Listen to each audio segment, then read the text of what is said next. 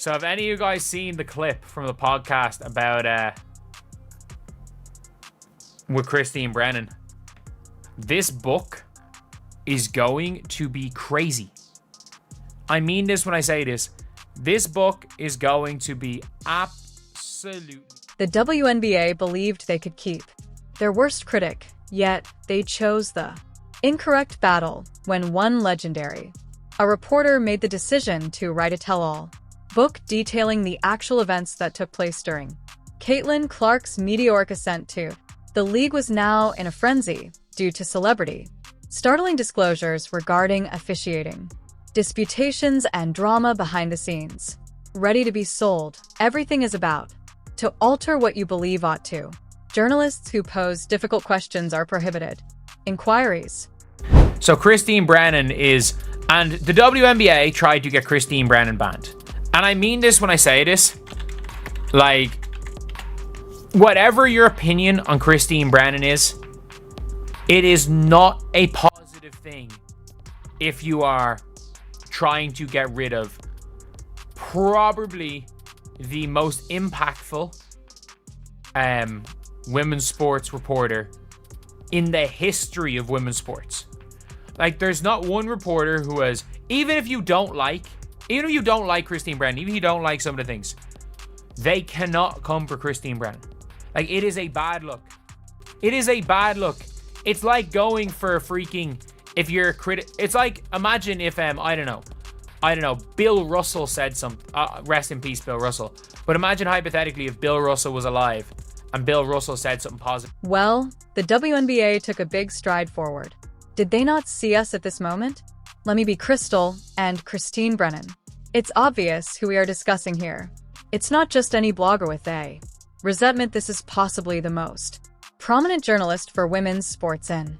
She has covered 21 Olympic Games throughout history, ranked among the top 10 sports columnists in America on several occasions, and was actually the first female to provide coverage. Significant athletic victories that men have.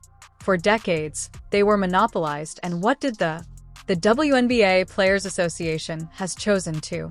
They attempted to obtain her credentials for the press. Cancelled as she made some difficult queries. The boldness is definitely stunning, and, to be honest, it tells you all the information you require regarding how the league functions when they believe. Here's the thing, even though no one is looking, they didn't anticipate that Brennan wouldn't simply no longer writing columns. She's been working on a much larger project in only. On July 8th, a few weeks later, her shocking Caitlin Clark's game book and the Women's Sports Revolution hits shelves, and according to the information we're hearing, it's not going to be fluffy.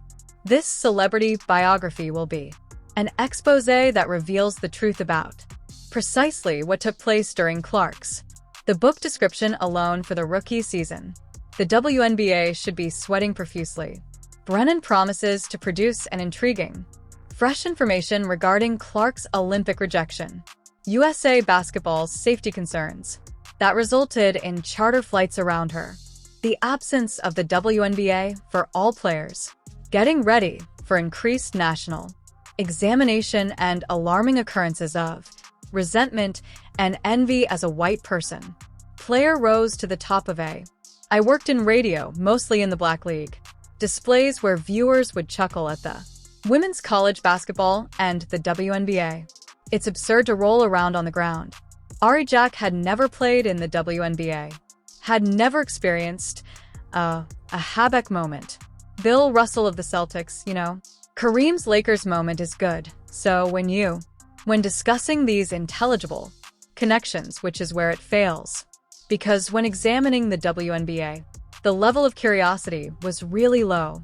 And then someone raises it to such a high level. And that's why I wanted to concentrate once more on this tale and observe the scope of this individual at this particular moment. The 53rd anniversary is almost here. I tie that all in no error at Title N. Everyone in the country has fallen in love with. Whoa, we're making progress now. Are we not the WNBA's lack of readiness for increased national attention? Translation: they were clueless on how to cope with being in the spotlight all of a sudden. and they really ruined it, but it improves concerning epidemics of hatred and jealousy that aren't mine. Viewpoint that originates from a reporter who has been observing this unfold from within. Let's discuss what exactly started all of this chaos, because this timeline is unquestionably vital. It all began during the playoffs when the guard for the Connecticut Sun unintentionally, Dejanai Carrington, prodded in the eye of Caitlin Clark during a game.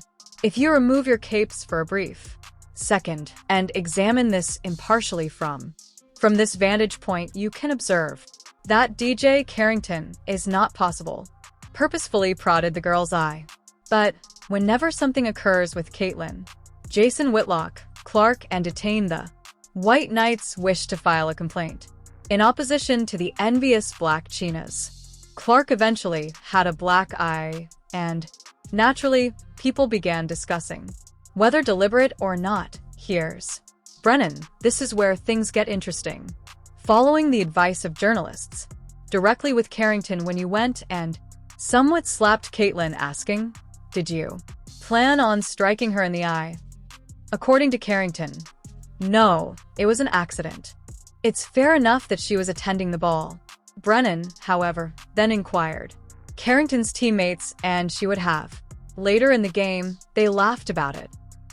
Did you go and were you kind of struck Caitlin? Did you mean to strike her in the eye? And if it's possible, you just could, or in any case, you discuss what transpired on that. I simply don't understand why I play. I did radio shows where people would laugh about the WNBA and women's college basketball. They roll around on the floor. It's ridiculous. The WNBA had never had an Arnie Jack moment, had never had, Havlicek, Celtics, Bill Russell, moment, Lakers, Kareem moment. Well, so when we talk about these understandable connections, that's where it breaks down. Because when you're looking at the WNBA, the interest was so low. And then one person brings it up so high.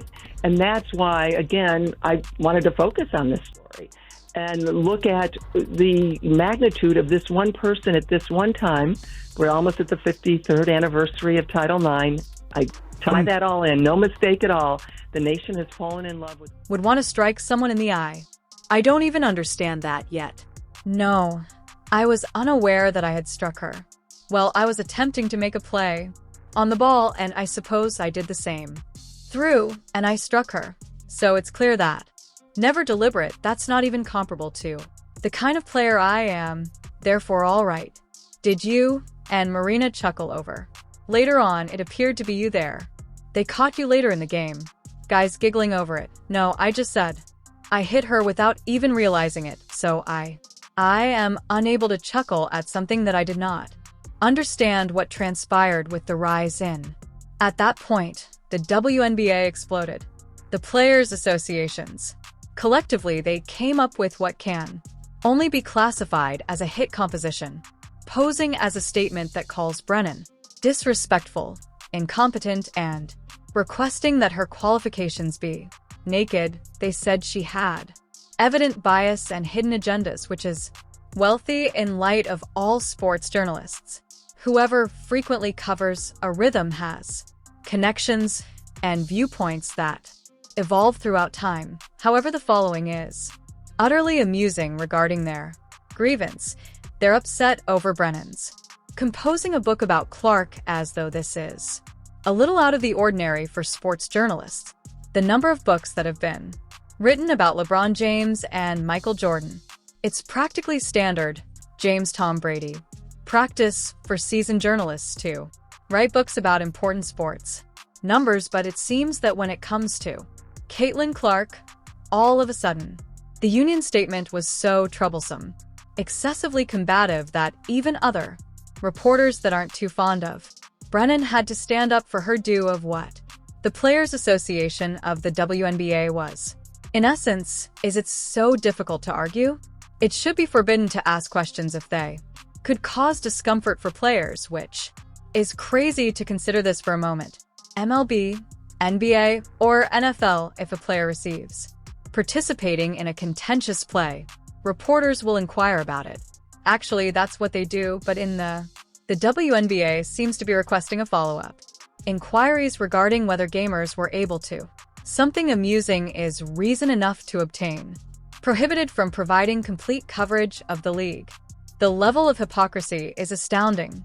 The same folks who are always whining that women's sports are not monopolized genuinely don't receive the same amount of reporting as men's sports, but at the time, a journalist handles them as though professional sportsmen that are capable of difficult questions. They frantically attempt to muzzle that journalist, and let's face it, what's happening here isn't about defending DJ Carrington against cruel inquiries. This is about managing the story of Caitlin Clark. Since Clark has grown too significant and too costly for the league to permit any unfavorable reporting to stick.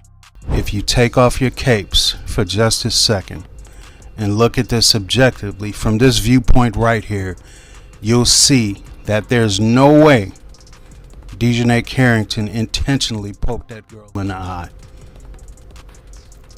But anytime something happens to Caitlin Clark, Jason Whitlock and the rest of the White Knights want to press charges against the jealous black Shaniquas.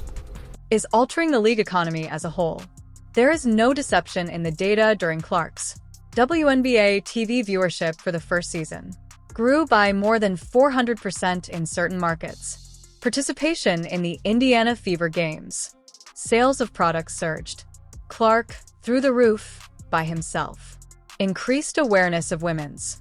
More hoops than the league has witnessed in all 27 years of its existence, but instead of expressing gratitude rather than celebrating. Amazing, incredible success.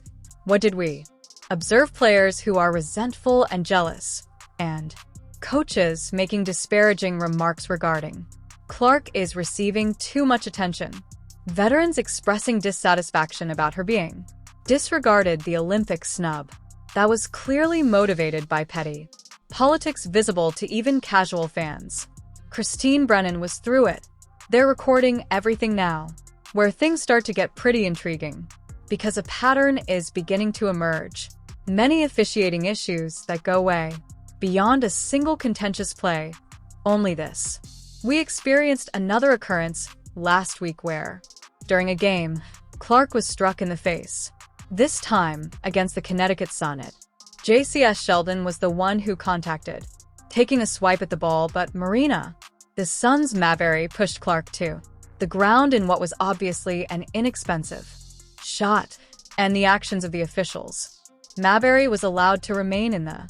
Clark was actually called for a game, apparently for flopping a technical foul. When she was pushed straight to the. On the ground, Brennan was furious. Regarding this, and with good reason, she tweeted, "The WNBA is still not meeting the moment. It was a bad choice to let Marina. People are using Mayberry to stay in the game, as I've never watched before, and this is what they observe." She's definitely correct. Clark is sketching over half of the league's television viewers alone. When non-fans tune in to see what all the excitement is about, is concerning, and they observe the leagues. The biggest star is undervalued while the referees. What message does that convey if you do nothing? However, Brennan is not the only one making this call. Tennis great Chris Evers shared, "When will these women understand and accept and acknowledge that Caitlin Clark is the greatest occurrence that ever occurred to women's?" This is not a good look for the basketball, sports, and the current state of sportsmanship. Clark's coach included. The officials were criticized by Stephanie White, claiming she never received an award after the game. Justification for Clark receiving a technical infraction for being shoved to the ground. The pattern is starting to. It is hard to continuously overlook Clark. DJ, did you, when you went and kind of swatted at Caitlin, did you intend to hit her in the eye? And if so, could you just, or if not, either way, could you talk about what happened on that play? I don't even know why I would intend to hit anybody in the eye. That doesn't even make sense to me. But no, I didn't. I didn't know I hit her, actually. I was trying to make a play on the ball, and I guess I followed through and I hit her. So obviously it's never intentional. That's not even like the type of player that I am. So yeah. Did you and Marina kind of laugh about it afterwards? It looked like there was later on in the game they caught you guys laughing about it. No, I just told you I didn't even know I hit her, so I can't laugh about something I didn't know happened. Is treated more harshly than other players and officials regularly, not adequately protecting her. Whether incompetence bias is to blame for that. Perhaps something darker that we might not, till Brennan's book is published. Since this is what actually has the feared by the WNBA, Brennan has been covering amazing tale from the very beginning with extraordinary access that she has carried out.